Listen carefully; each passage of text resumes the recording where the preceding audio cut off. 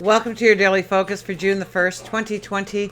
My name is Tilly. This is Tarot with Tilly, and thank you. Thank you truly for all the positive, loving, supportive energy you send my way each and every day. I truly send it right back to you. You guys rock. Thank you so much for all that you do for me each and every day. So we have June the 1st, 2020. So June collectively is a one energy month. And we have the first. So it's all about the one energy. And actually, if you add up the energy of the day, it becomes an 11 energy. So talk about the strength about us today of really standing in our goals, our dreams, our commitments. We're also in new moon energy still. We will be until the lunar eclipse later this week. So it's about inviting in new, imagining new, doing something positive to move you into the new. The one energy, if we just go on that alone, that's the magician. So we need to keep our thoughts positive and forward thinking. Absolutely. So do your new moon affirmations each and every day. We don't want to be saying negative to ourselves. We really want to be conscious of our self-talk to ourselves. And are we raising ourselves up or are we putting ourselves down? Because we can be our own worst enemies sometimes, can't we? So be very attentive to what you are thinking about yourself and what you are talking to yourself about. And talk about the dreams, the goals, the desires, the success that you want to invite into your life throughout the entire month. Absolutely. But the one energy, it's really an energy where we can start to step onto that trailblaze, so to speak. Being the pioneer, starting new adventures, opportunities, relationships, activities, projects. And then, of course, today is an 11 energy, so it's about making that commitment to ourselves and having that focus on our dream, our desire, our goals. And cutting away things that no longer serve us, no longer have value for us in our life, no longer offer us value in our lives. The sun is in Gemini, the moon is in Libra, so we are looking towards compromise, relationships. We want a harmony, especially when it comes to relationships. When the moon is in Libra, it's harder to come to some decisions. We can see both sides of the coin a little bit more, so we can argue both sides, and so it's very hard to really come to a conclusion or a decision. And, Scorpio, the Scorpio moon always follows the Libra moon. Boys, inside voices, please. So we may even, as a couple of days pass, start to dig deeper for the answers, to investigate a little bit deeper and be able to actually make those decisions with a clarity. Let's see what our cards have to say for us today. The Death card comes out first here.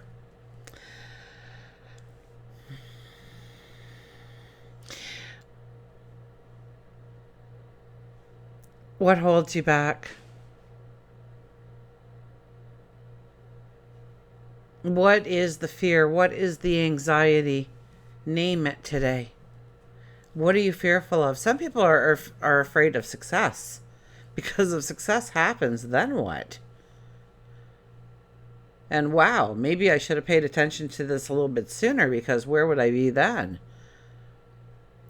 So we're almost fearful that we would be successful when we have told ourselves so many times that it was a pipe dream, or, get down to reality and ground yourself and give yourself a reality check. It'll never happen in a million years. Why do we even think we're special? Kind of talk can actually keep us from moving into our goals, our dreams, our desires. And then when we face them, when we step into them, when we take that first initial step, it's scary. It's full of anxiety. It's full of fear. And why? Is it you're afraid you're going to fail? Is it you're afraid you're going to succeed? Is it people will talk about you? Is it it's not what other people would find permissible or acceptable?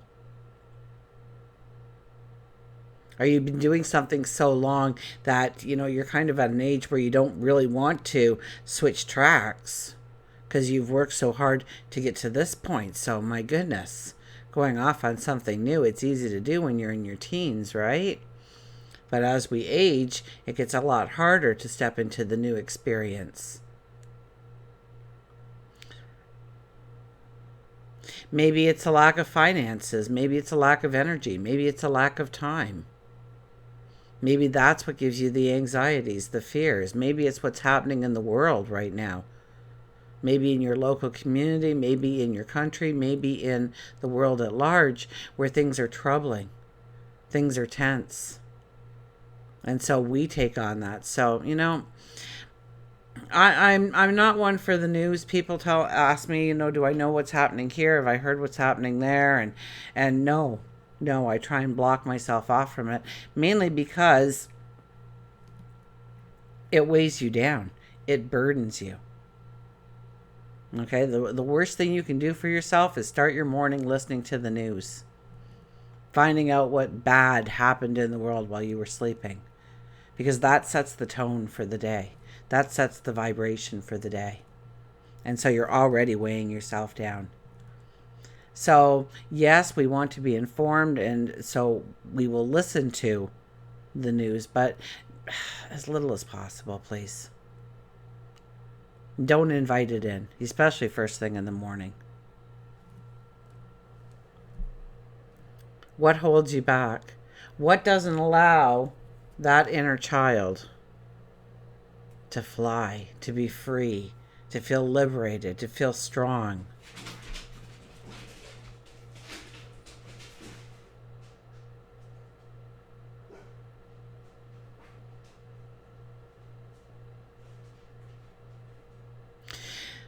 Now, also with this card, it means the death of something, not a person. It's very, very rarely ever read as a person.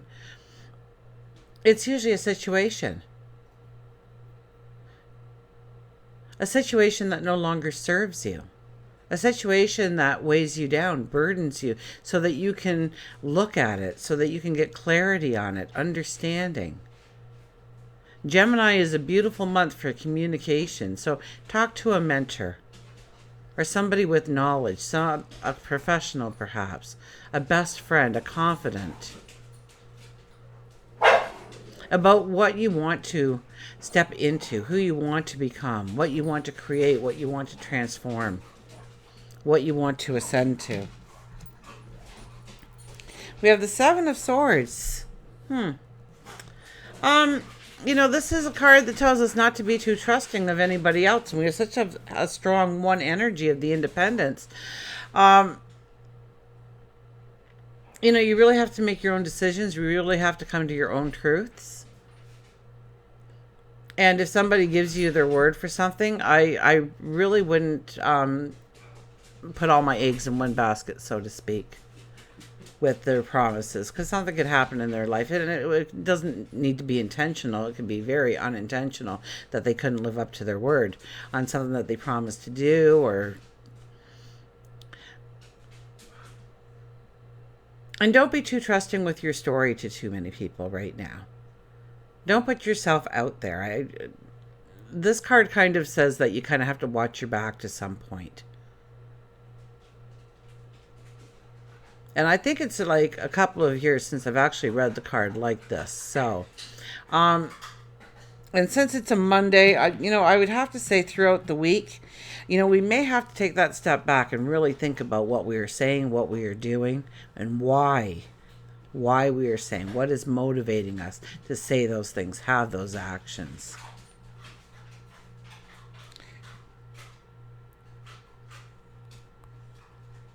So it's really important, I think, this week to stand in your truth. Yes, but don't get into an argument about whose truth is actually right. Don't get into the debates. Don't get into the arguments. Don't get into the squabbles. Because it'll serve no purpose except bring you down, weigh you down.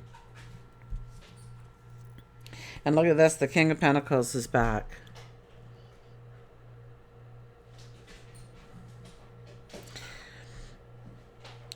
So I'm going to jump a little bit back to the Death card again, with the King of Pentacles, because, you know, the liberation, the freedom. Okay, our crown here is a living vine. So it's about the growth potential of our dreams, our imagination, of where we can go, of who we can become, of what we can create, of what we can manifest, abundance, happiness, joy, love. Now, the King of Pentacles is one that's very grounded. The King of Pentacles is also one that takes risks, but only educated risks. So he really weighs it out, but he really looks for, is it possible? Is it doable? So from the outside, it'd be like, wow, was he ever lucky? But in reality, it was months and months and months of painstakingly looking at the details, investigating, asking questions in order to come to the risk of saying, you know what, it might be only 52% in my favor, but I think this is doable. I think from what I saw, a lot of people aren't seeing this, and maybe I'm going to invest in myself or in something else. Maybe my environment,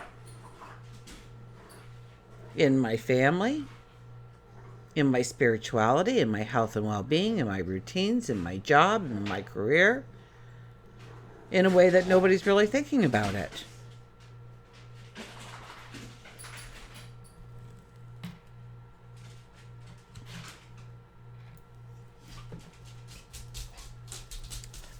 Dylan, are you being a good boy?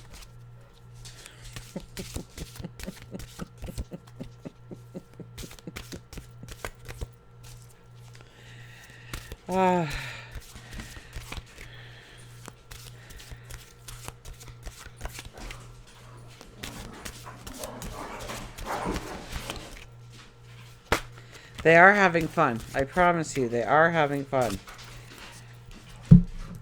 I was looking back at some pictures now. When did I get Milo? The beginning of September. And I was looking at some pictures of day one when he was first came home with us.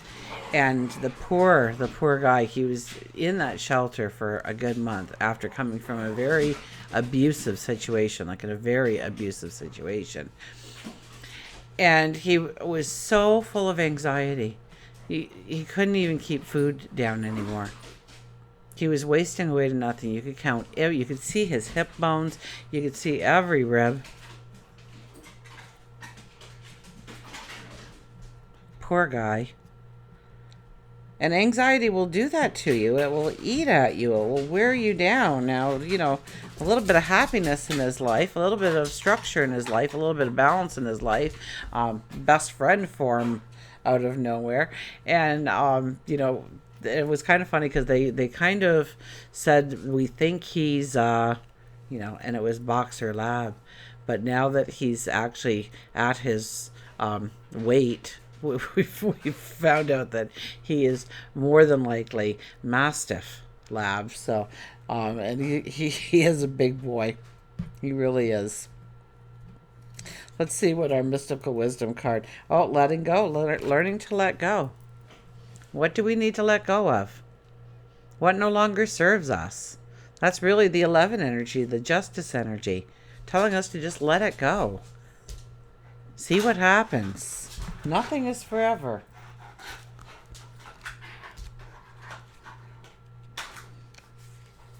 Learn to let go.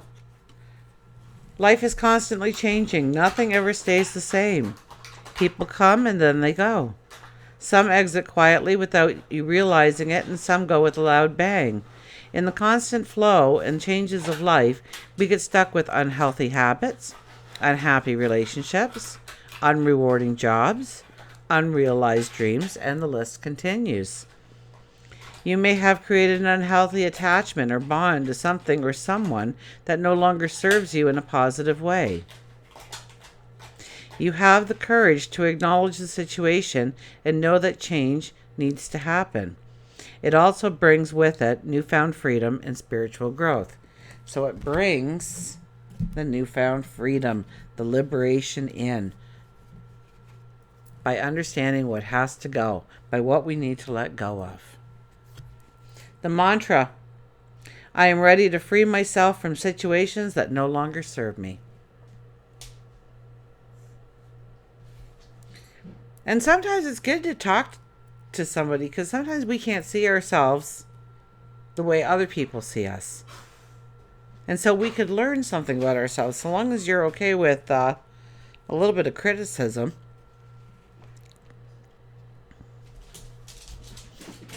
I remember I was in therapy once upon a time, a long time ago, and he said something to me, and he looked at me, and he finally said, was that too harsh? And I said, well, actually, it was a refreshing slap in the face, because I saw something for the first time through somebody else's eyes, which was very different from how I was perceiving it.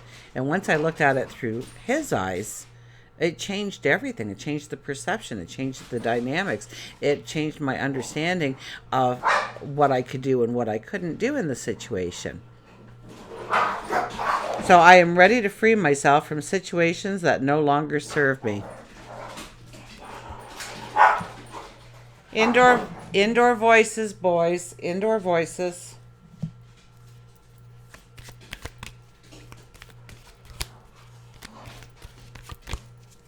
We'll get our... Oh, look at this.